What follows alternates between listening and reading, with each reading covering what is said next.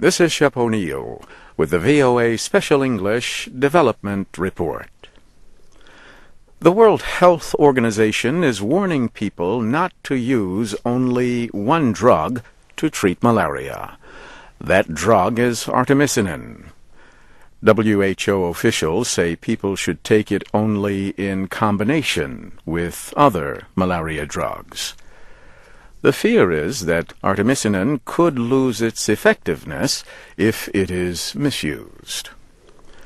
Arata Kochi is the new director of the Malaria Department at the WHO, the United Nations Health Agency. He says, if we lose artemisinin, we will no longer have an effective cure for malaria. And if that happens, he says, it might take at least 10 years before a new one could be discovered. Drug combinations are also used to treat diseases like AIDS and tuberculosis. Experts say combination treatments are not only more successful than single drug or monotherapy, they also slow the development of resistance to medicines. The organisms that cause malaria have already developed resistance to many other drugs. The WHO has called on 18 drug manufacturers to immediately halt the sale of artemisinin by itself. The companies are in China, India, Vietnam, and other countries.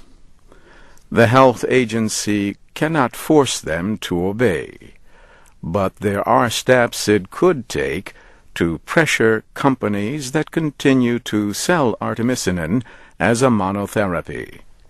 For example, the WHO could urge the World Bank, the Global Fund, and other agencies not to buy drugs from those companies. Artemisinin comes from a plant called the sweet wormwood. Chinese researchers discovered it more than 30 years ago. The WHO says artemisinin is more than 95% effective in curing malaria when used correctly with other anti-malarial drugs. Dr. Kochi says there have been no documented cases yet where treatment failed because of resistance to artemisinin. But he says there is concern about decreased reaction to the drug in Southeast Asia. That area is traditionally where resistance to anti-malaria drugs has first appeared. Malaria produces high body temperatures and a dangerous loss of fluids.